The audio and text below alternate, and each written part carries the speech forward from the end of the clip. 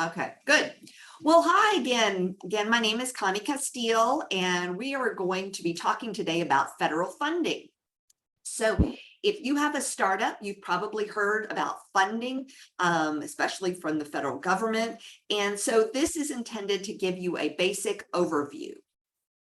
So a lot of times when you think of federal funding, it can be an ocean, and trying to understand what to do first and where to go for information or what exactly is the information. It's for you to be effective. Sometimes you might feel like it's like going to put a bottle with a message and throw it in the ocean, and that's the way you're going to understand it. But we don't want to mess up the environment anymore, so we are not going to throw bottles in.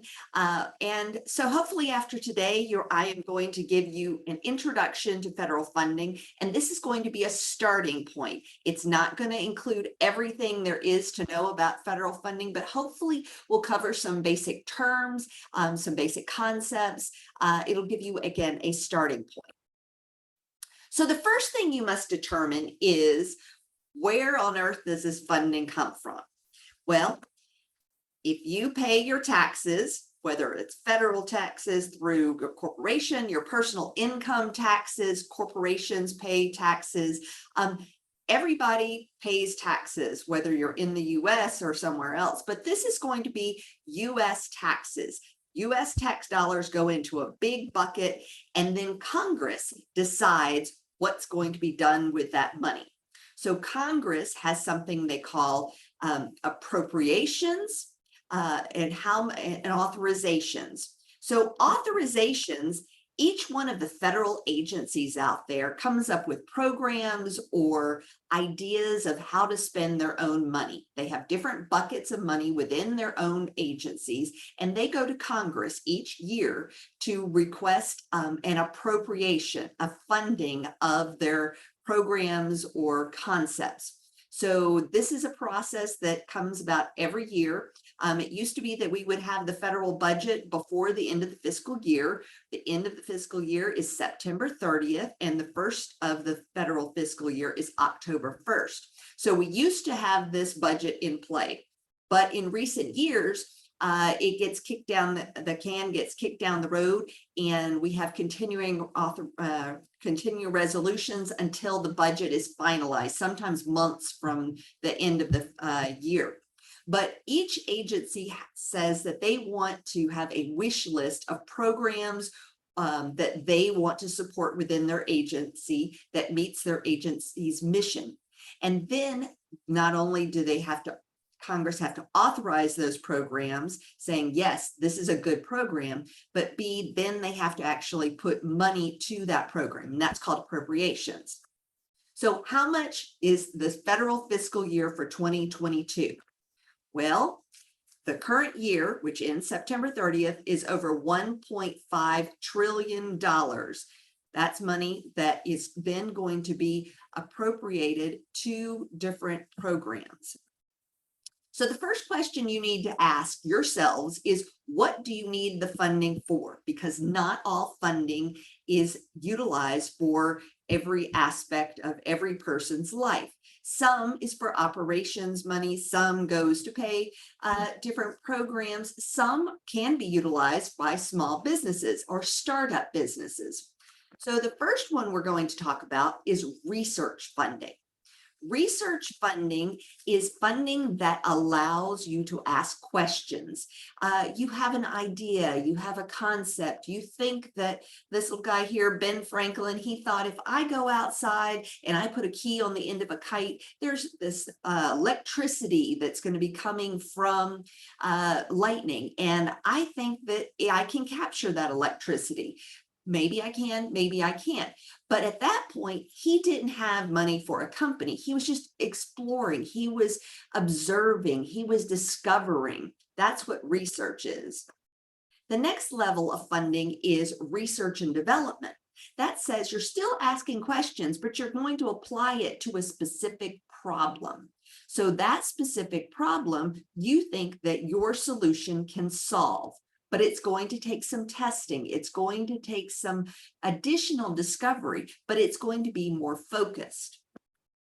The next in the lineup is just development money.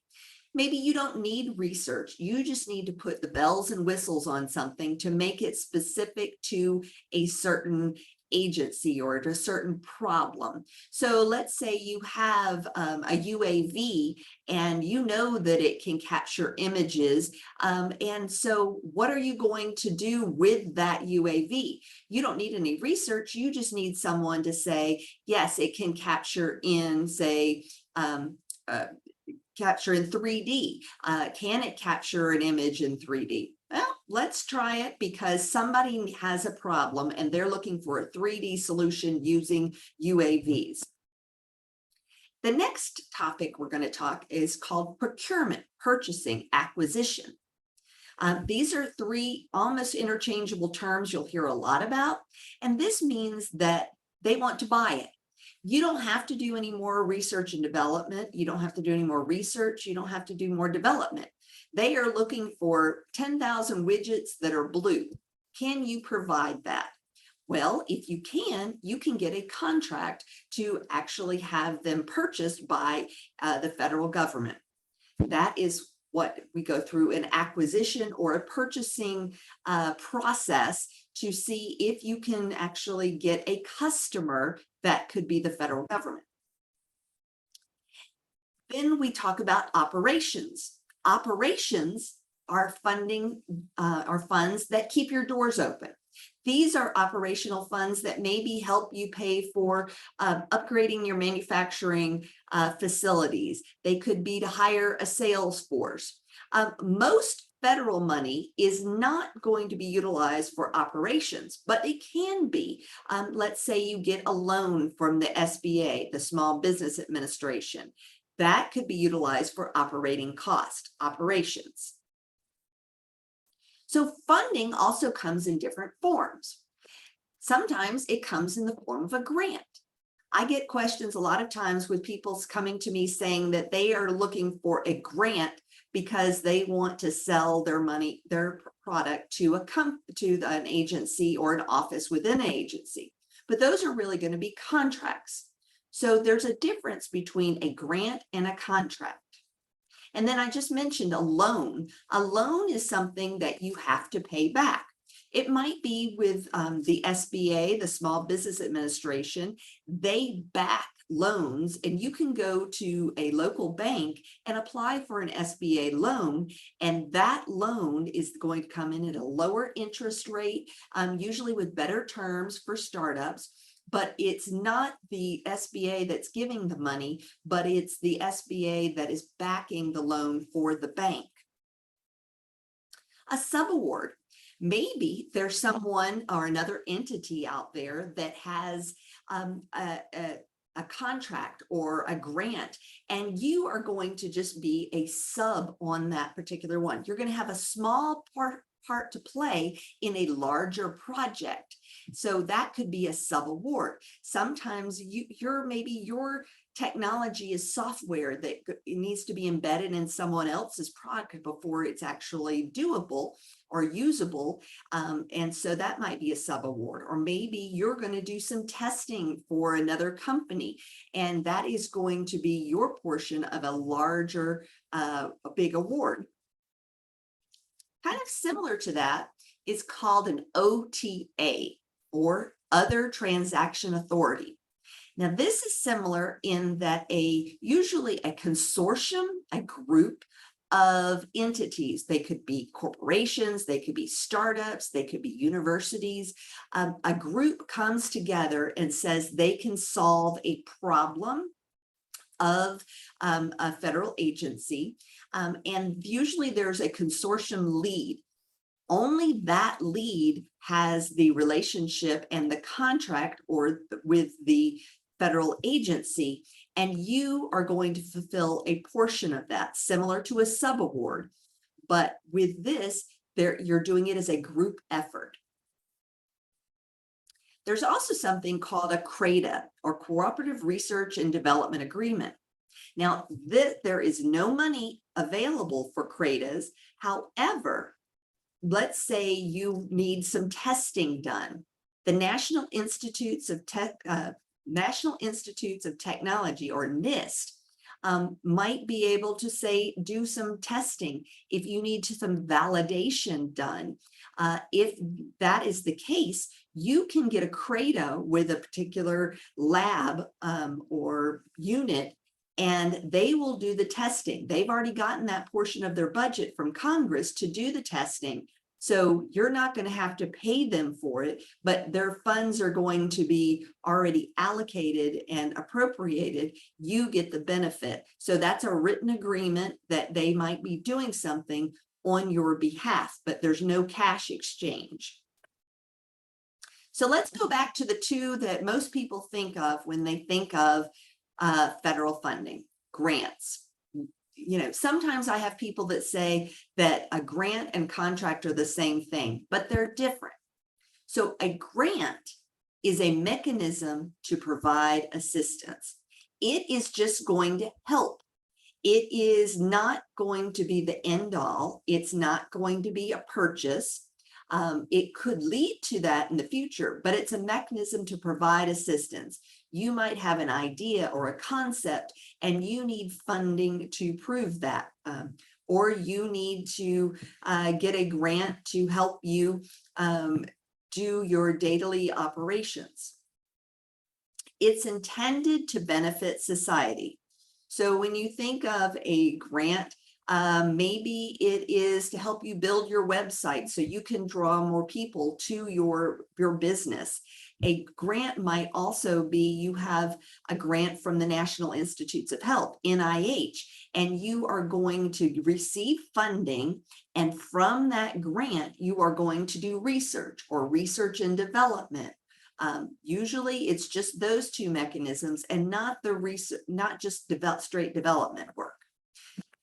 It's more flexible than a contract. You usually have a very broad agenda that you are trying to solve. The budget usually has big buckets that you can utilize funds for. Not saying that you don't have to have a budget with specific line items, but it's in general terms. A lot of times a grant will say you're going to measure your time. Let's say you're getting a grant to pay for your salary. And usually a grant will measure time in, say, months worth of time. It's going to take me 2 months worth of time, and not give you an hourly rate, but a monthly rate. So more flexible. Usually allows for payment up front. Sometimes that's full payment, but usually it's going to be a partial payment, meaning you might get a third at the front, a third halfway through, and a third upon completion. But some grants will give you the full amount at the very beginning. And this is governed by the Code of Federal Regulations and the OMB, the Office of Management and Budget Regulations. That comes out of the White House. And they have certain regulations, things you can and can't use the money for. They have allowable cost and unallowable cost, but that is the governing body. You can have federal, state, local grants. So we're talking mainly about federal today, but you might be considered looking at some state and local as well.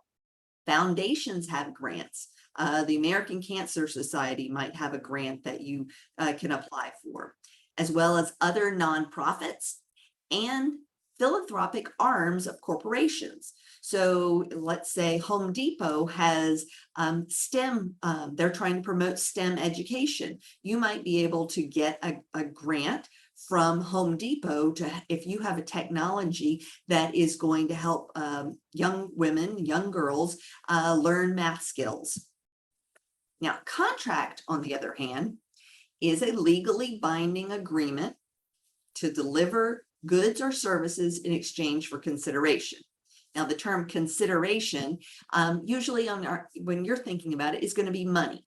So you are going to provide X and they will give you X dollars. So, or they give you X dollars and you provide X materials or items or whatever it is your contract says. A contract is going to benefit the funder. So let's say you have a contract with the Army. The Army is looking for a solution for themselves. That's who it benefits. If you gain benefit from it as a startup, great, but that is not what the intent is. And then it usually has a very narrow scope of work. Remember, grants had very broad, and with a contract, it's very specific. They want you to deliver certain item at a certain price within a certain time frame, or whatever your contract says. That is what the contract is. And usually payments are in deliverables, meaning you have a contract for 10,000 widgets. When you deliver 5,000 of those, they will give you a payment for that. But if you don't deliver the 5,000, you don't get payment. So it's invoice based usually. There are more fiscal requirements, meaning you have to make sure that your books are up to date because you're going to have reports that you will produce and provide to the government. But usually this is just going to be in the course of your business. Think of the contract as an opportunity for you to open maybe a new market or to expand upon your current market. And this is governed by what's called the FAR, or the Federal Acquisitions Regulations. And if you do anything with the Defense Department, they have a separate but similar governing document called the DFAR, or Defense Federal Acquisition Regulations.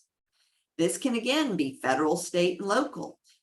Don't think, every time that Fulton County or Atlanta, they have contracts, and so there might be something there, as well as federal. And again, companies you're probably familiar with. You can have a company. Nonprofits are also have contracts, but usually nonprofits are going to be grants. And then consumers, that's your business, B2C, business to consumer. There are also different types of contracts. So it's good to understand the difference. A firm fixed price contract is one where you say you're going to do X for, say, $100. If it costs you $50 to provide X, then you get to pocket that additional $50. If you say you're going to do X for $100 and it costs you $150 to produce it and deliver it, sorry, you're going to eat that $50 above the $100. So that's the firm fixed price. It's firm. It's not changing. A fixed price with price adjustments might be something like you're going to deliver something by the end of the year, and it's going to be certain $100 unless gas goes to $6 a gallon. Hope not. But if it goes there, then you say, oh, right, if it goes to $6, the contract is going to be $120. So that's where the price adjustment comes about. Cost reimbursement. That is when you say, I think that it's going to cost X dollars. And so when you're in there working along, you think it's going to take 3 hours and it's going to cost X dollars, but it ends up taking you 5 hours. So you're able to do a modification because you're having to pay your workers for those 2 extra hours. So it's a cost reimbursement. As your costs go up, so does the cost of the contract. A cost plus fixed fee is the same thing, but then you're going to have a little bit of wiggle room in that you are saying maybe there's a minimum that I'm going to get out of this contract, and that's that fixed fee that you attach. So no matter if it takes much longer to complete or more dollars, you're still going to get a certain dollar amount. Cost plus incentive is, can you maybe fill that contract quicker? Can you get with our supply chain problems that we've been having, can you get it delivered within, 30 days as opposed to the standard is 90 days? And if you can do it in 30 days, you will get it a bonus, as we say in the private sector. Time and materials is kind of like a cost reimbursement, but it's straight the hours that it takes to do it and the materials. It is a little bit different in that You are telling them what the rate is going to be for your workers. And then you are saying that whatever the cost of those materials is how we are going to charge the federal government.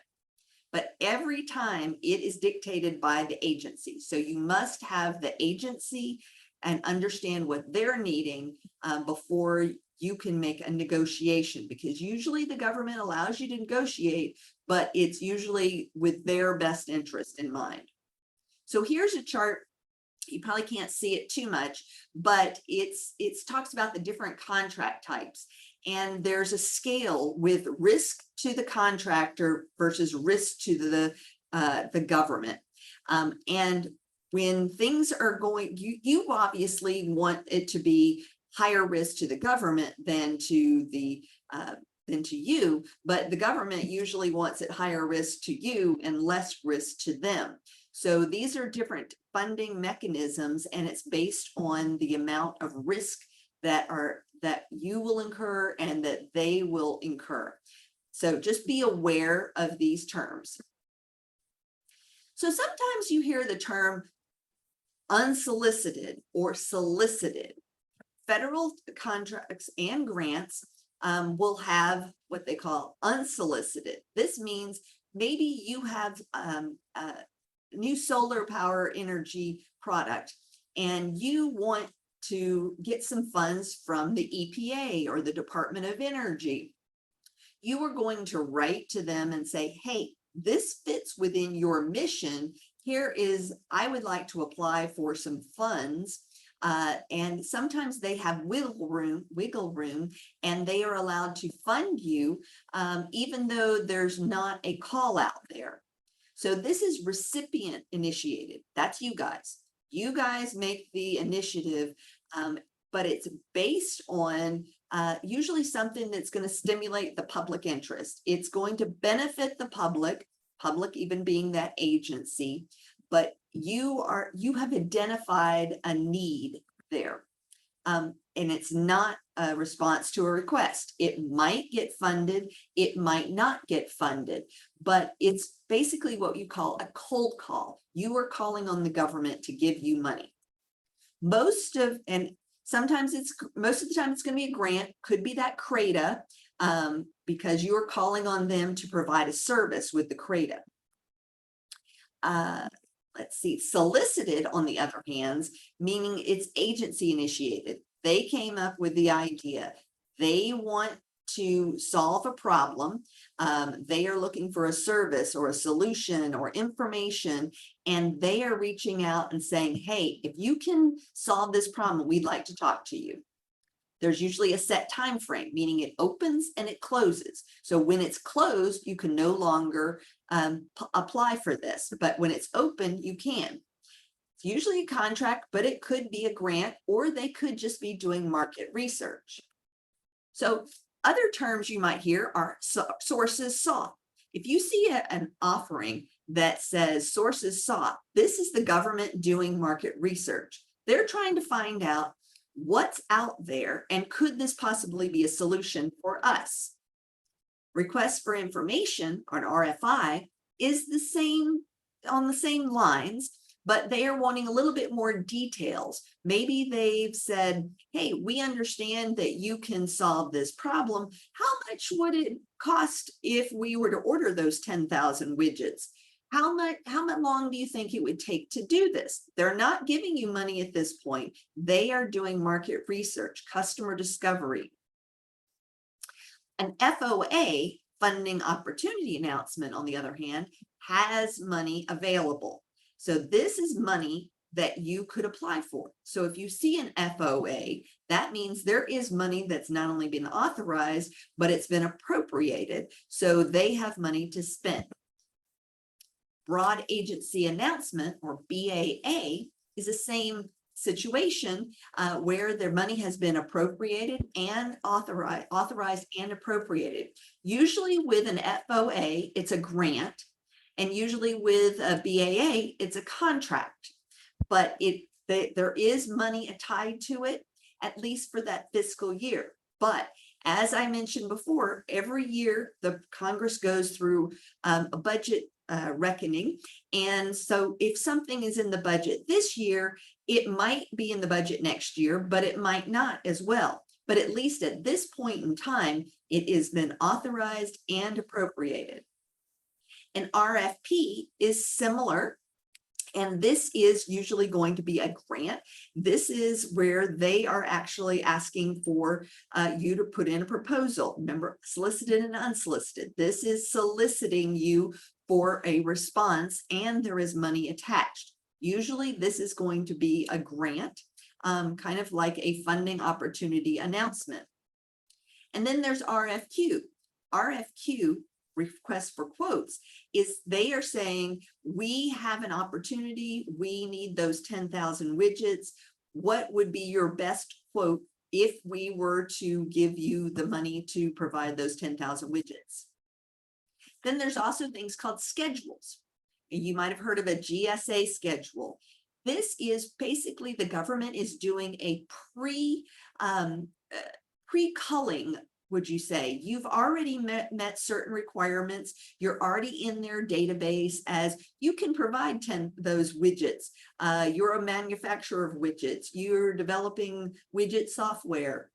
And so they then say, well, we're not going to make this a broad agency announcement or an FOA. We are just going to ask for responses from this subgroup of companies. So that is a way to fast track or move it faster through the process. Now, these two programs, SBIR and STTR, these are my babies. This is what my main job at ATDC is, to help companies with SBIR and STTR. So I have to put in a plug for this and tell you a little bit about it because it could apply for what you're doing. These are set aside small business innovation research, small business technology transfer, and they are set aside for the federal government to help you develop new disruptive technologies. And so the federal government, the different agencies will solicit from you, whether it's a grant or a contract, to give you money to do some research and development to create a new product. It's either going to solve a problem for that agency or a problem for society. You might have also heard it called America's Seed Fund because it has launched a lot of companies. These funds are set aside for small businesses, and they say small businesses under 500 employees. But most of the companies that receive an SBI or STTR award are going to be less than 20 employees, and most that I work with are less than 5 employees, and they do receive money. $4 billion a year, and it's going to be based on the budget for a particular agency. There are 11 agencies that participate in SBIR and 5 participate in STTR. So this varies from needing things today to needing things 2 years from now or 10 years from now. You might have, depending on the mission of that agency. But the good news is it's not a loan. You don't have to pay it back, whether it's a grant or a contract. This is an R&D loan, R&D contract or R&D grant to help your company along. And it's non-dilutive, meaning you're not giving up equity of your company like you would if you went to, say, an investor, VC, you're even an angel investor. It is going to help you move the technology down the development pipeline and then allow you to maybe get a higher valuation when it does come time for you to get investor funding. But they are looking for something new, innovative, something you can't already buy off the shelf. So it's not going to be what we call Me Too technologies. It is competitive. It does help you along the way, but there are hoops with any government funding that you'll have to go through to actually get the funds. But it is worthwhile. And companies, ATDC companies last year got $17.4 million in funds that helps them along the way, and they're not having to utilize their personal credit card or get a loan from their brother or even go to that VC or angel investor. So The opportunities for SBIR, STTR, two separate programs, but they're very similar, so we kind of run them together. They come in FOIAs and BAAs and RFPs. So you have to know when they're going to open, when they're going to close. So if you want to know more about SBIR and its sister program STTR, I am holding on October 18th a What is SBIR info session, and you can register for that on the ATDC website, and hopefully I'll answer more of your questions on that specific two programs. Remember, every agency is different. They might participate in SBIR, STTR, they might not. They might have unique programs just to that agency.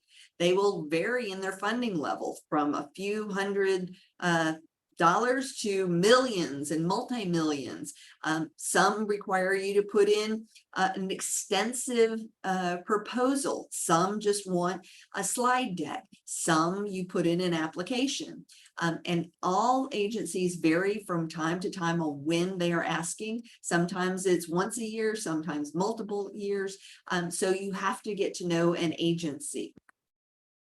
So why do you want to go after federal money? It seems like it's a very challenging issue. It could be, but it's non-dilutive. So that's very beneficial, especially as a startup, because you're trying to keep most of the equity in your own company.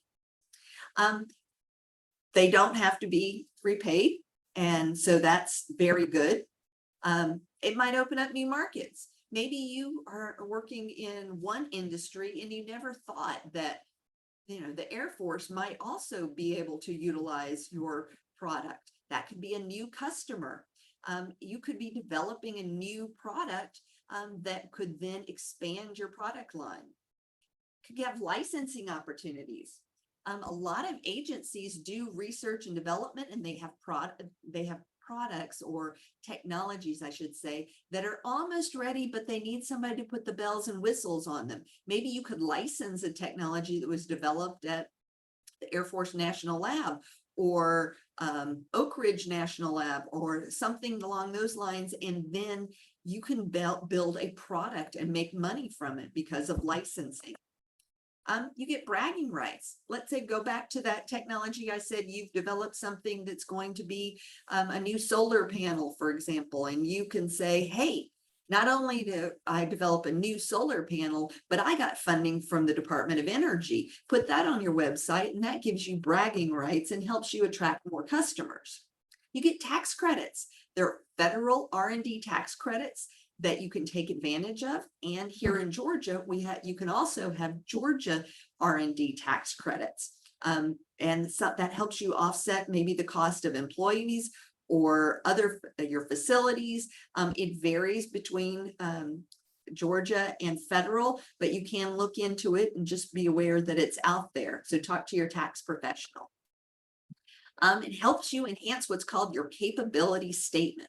Your capability statement is your company's resume. Remember when you were going after that first job and you had to have, your resume available, and you would go and shop your resume, and it would tell that company or that entity that you wanted to be hired by who you were and what you're doing. Well, this is what the company capability statement does. It's who is your company, what your experience is, and how can they take advantage of it. R&D, federal R&D money, it attracts investors, as I said. It could also attract more customers. That's what it helps you do by going after the federal route. So I've mentioned the buying, the selling, and the acquisition. It's called procurement. This is when you want an entity, a federal entity, to purchase what your goods are, whether it's a service or whether it's an actual physical product or software, whatever it is, you're looking for the government to buy it. This is called procurement. And a lot of times the agencies are looking for very specific, detailed technologies that can solve their problems. And this is how you go through a competitive buying process called procurement. And not only would you might want to sell what you have to the government, it can then say that you are a government contractor, and you can then tack on to other government contracts because you have a current contract with a particular agency. It gives you experience, and then you can put that on your capability statement. So the federal government is the largest purchaser of goods and services in the world. And they buy everything from toilet paper to jet fighters and everything in between. Software, you would be surprised at all the different things that the government buys. Pretty much anything and everything that the private sector would do, you can have with the government. So back to that capability statement, you want it to stand out.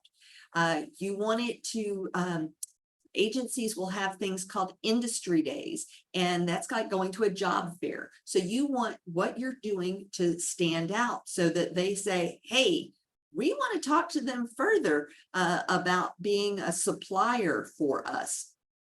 But it's usually a one-page document that gives you a high level of information that you can then provide to them, and you can follow up then and say, hey, did you talk to, we talked at, the XYZ industry day, I provided my capability statement, I can do cybersecurity software, is this something you are interested in? And you can have the one-on-one conversation now that during COVID, we're doing more virtual, and they have virtual industry days as well. But they're looking for certain items on your capability statement, just like with your resume, you put your experience and your education, and maybe some things that you're involved with, such as civic ideas. But these are some of the core competencies that they're looking for. Your main skills and abilities as a company. Who are you? What are you doing? Your past performance. Who have you done work for? Usually anytime I want to hire a plumber, I'm not just going to go on Google and do a Google search. I'm going to talk to my neighbors and say, hey, who have you used? Are they good? We have the star rating. Amazon, if something gets 1 star, I'm not going to buy it. So they want to see what's been purchased, what's been done previously. Who are your clients? Who have you done work for? And then your NAICS codes. This is the North American Industrial Classification, and every industry has a specific one, and your company can have one or multiple ones. I recommend you have a primary and then as many secondary and tertiary ones as you see appropriate, because this will say, hey, not only are we doing cybersecurity software, but we can also do website development, which might be a different NAICS code. So put all of those on your capability statement. And then certifications. Are you a certified veteran-owned business? Are you woman-owned? Are you minority-owned? These capabilities will give you quote-unquote brownie points when there is a procurement opportunity, because it helps you position yourself better to get in place for other opportunities. So make sure that you advertise that on your capability statement. So where do you find all these opportunities? Well, if you say, hey, I am looking for a grant, that's all I want. I don't want a contract, I just want a grant. Grants.gov is the federal repository for all grants. Okay, so this is anything from those SBIR grants that I talked about to a grant from the NIH that is looking for cancer research. That grants.gov is that place. Federal contracts are something called SAM, which stands for System Award Management. But just remember SAM.gov, and they have a search bar for both grants.gov and SAM.gov. And both of those is where you can search for opportunities. So federal contracts are SAM, and federal grants are grants.gov. However, there's a third one called Fed Connect, and it does grants and contracts. So I would make sure that you search for in both of those just for opportunities, and use very specific terms. use very narrow terms, use broad terms, because not only, you might fall upon something where they might call it one thing in one agency, but another agency might call it something else. So use synonyms, let's say you're doing software. Well, software might give you, 100,000 hits. But if you say you're looking for software for, automobile repair, that might give you one. Or so somewhere in between, use a variety of search terms. And then different agencies, you might be able to find a write-up about their particular program or programs by just doing a quote unquote Google search. Search that agency and see if they have something for small businesses, or if you are looking for something on, website development. If the Veterans Administration has an opportunity, it might come up. So be sure to search the individual agencies as well, just to get a feel for what their interests are. So what's next? Well, first thing you need to do is decide what type of funding you need. Remember how I was saying at the beginning, is it research and development? Is it procurement? Are you looking for operations funding? Figure out what you need first. Then explore the needs of the federal agencies. So like I said just a minute ago about doing a search, like look up the CDC, Centers for Disease Control and Prevention. They're here in Atlanta. Well, what do they fund? Okay, obviously they did a lot of work related to the COVID, but they also do a lot of work about Ebola or awareness, because the P, which isn't in their acronym, the prevention part might be something that you would be interested in, or might be able to give you a funding opportunity. So do some exploring in the agency websites, as well as attend their industry days. And then develop relationship with potential partners. You might be able to do it on your own as a startup, but maybe you could get a subcontract with, Georgia State University, or a company that has more experience, and you could collaboratively go in together to go after funding, which might give you more credibility.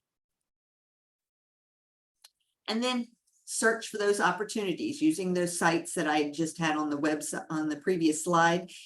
Do the search, find out what's there. It might open up, hey, I never thought of the Department of Interior would be interested in this. Hey, it might be something that I could actually fulfill. You go into it with open eyes. Do you have the capabilities to do the work? Or are you specifically saying, I am looking for a diamond out of a pile of hay, and saying, hey, I've got to go through all these different opportunities, but if I find that right opportunity, it's going to hit me and give me the money just when I need to actually then be successful. So sometimes you come in with a very focused need. Sometimes you're coming in with capabilities and saying, I could do this, or I could do that, or maybe I could do this. So think about, again, first step is, what do you need the money for? And again, attend industry days. And you can learn a lot about those on those websites for the agencies, or you can just do a search for industry days in your certain industry, because sometimes they are collaborative. American Express has an industry day collaboration event that they do for small businesses, because they're trying to promote small businesses. So when they do that, they invite different agencies, different assistance programs to, usually it's once or twice a year for American Express. And you're going, well, I'm not going after American Express. Well, they host it. They're the ones that are paying the big bucks to put on the event. So take advantage of those, because you could run into someone or some people that could help you. Speaking of help, okay. I've just given you a bunch of information, and you're probably saying I'm overwhelmed. So where do you get more information? ATDC. We are the Advanced Technology Development Center. We are here to help you.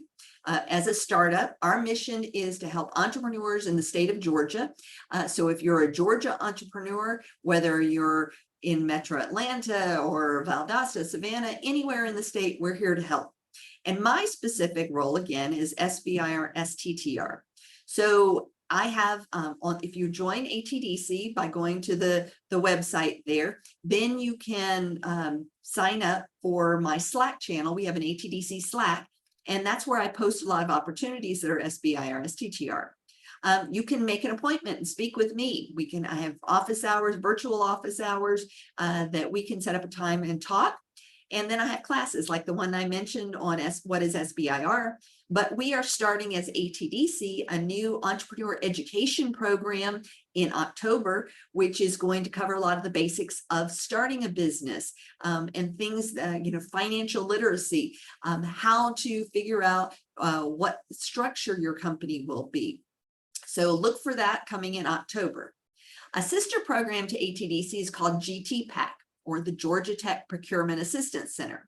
And in its name, it's Georgia. So any company or startup in the state of Georgia, whether you are an entrepreneur, single entrepreneur, or all the way, a large company, can take advantage of this free service.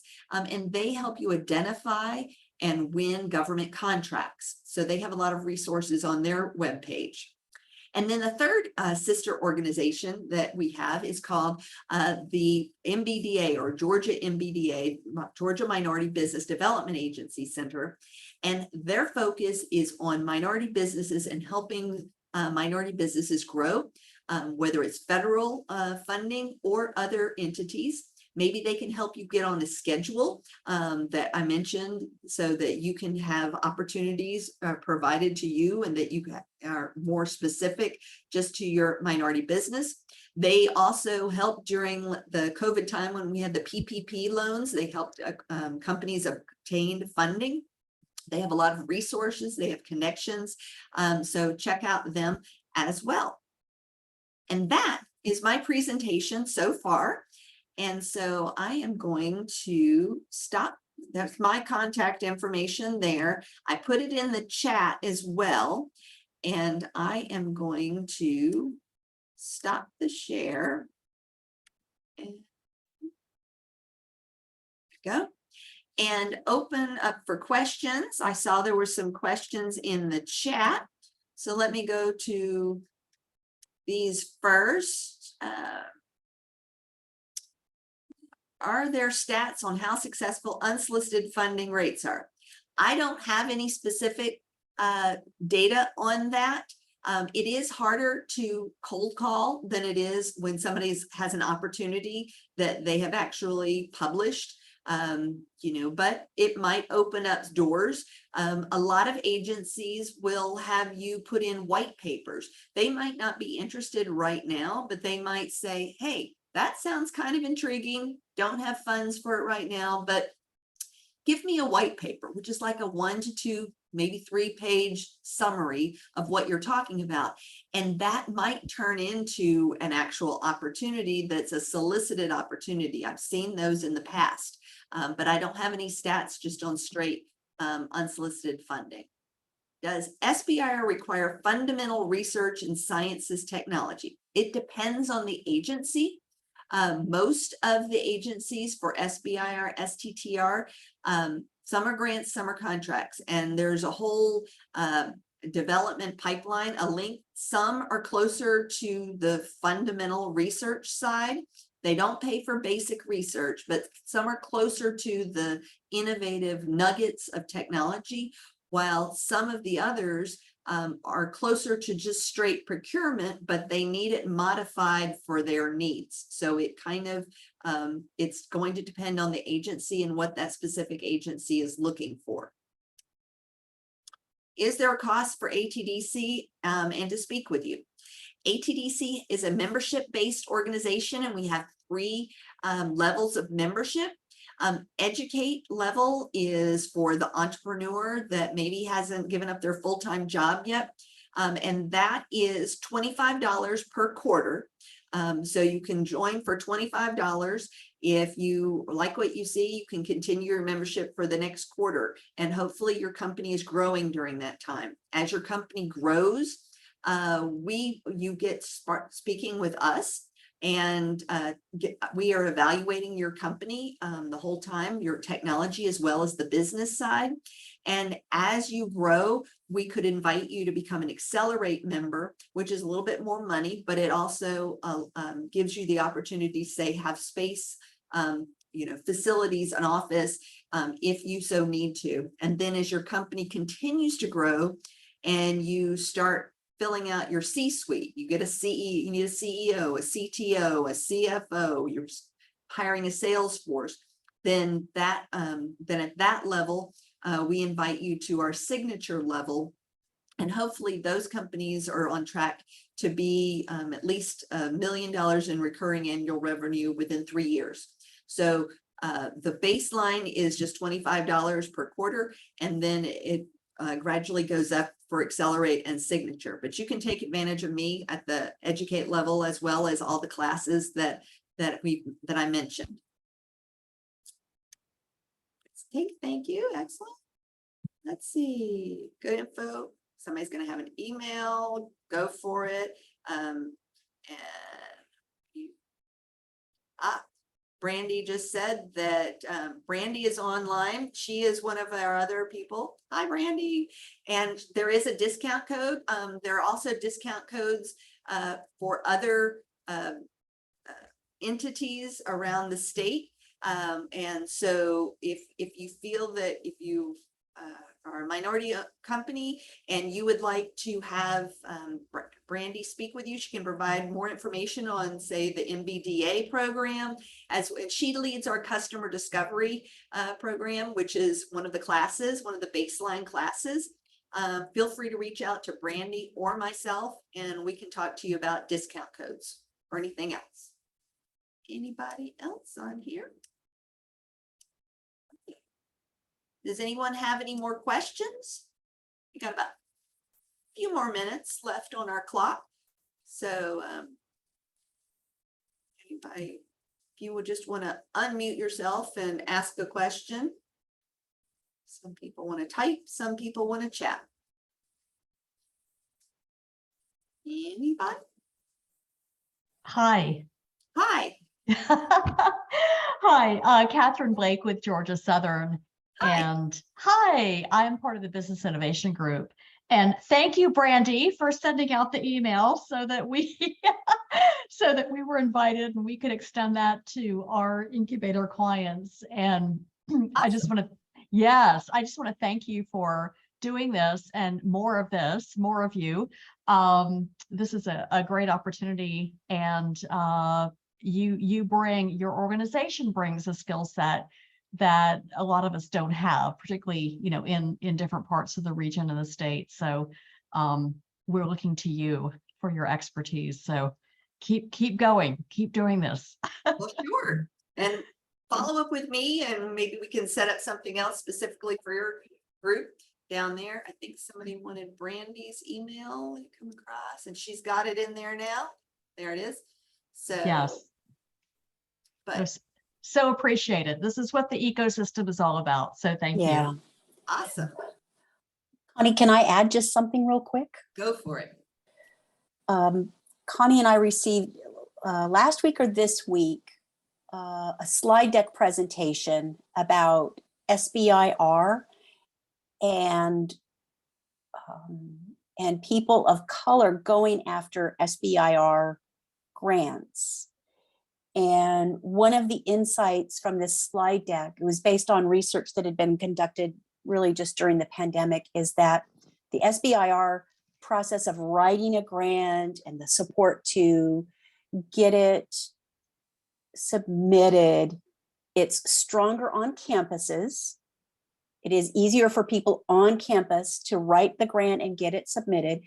And it is harder for people of color to write the grants, this is their perceptions, and get it submitted because they don't have as many resources helping them. And so the agencies involved are aware of this. They know that. And if you've ever written an SBIR grant, it's not a walk in the park. It is an effort. You will earn that money. So it is super important to reach out to those resources, which are available to you at no charge or super, super cheap. GTPAC is here in Georgia. They are amazing. They are amazing. The resources that Connie has and just her knowledge about SBIR and STTR, so incredibly helpful. Oh, I have a little bit of background noise. I think that's Aza. Here we go. Please take advantage of these resources. If you're thinking about it, then have a conversation with me or with Connie. Connie has forgotten more about SBIR than I will ever know. But I know enough to be dangerous, and I will be happy to talk with you and share whatever resources I have. We're here to help you. Thank you, Connie.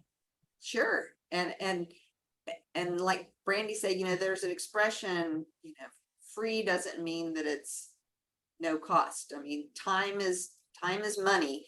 Yeah. So we want you to be as prepared going forward so that you're not wasting your time or spinning your wheels. Today was just about, you know, as you saw, I covered a lot of information really fast. It was just supposed to be a touch point, a start for a conversation. And Brandy, myself, happy to have conversations. We have other staff here at ATDC that can talk with you as well. So reach out to us and we can do a brainstorming session just to kind of figure out, well, what should I do first? Because sometimes even how I gave you the next steps, it's like, well, should I go for this before that or this before those? And so that sometimes that's the hardest thing. But in a general setting like this, I can't speak to every company and every entrepreneur's focus. So that's better set for a one-on-one conversation. But at least this gives you some of the terms so that when we have a conversation, it's not totally foreign to you. But feel free to reach out to me. Thank you everyone for attending. And if you have questions, again, reach out. Thanks, everybody. Bye.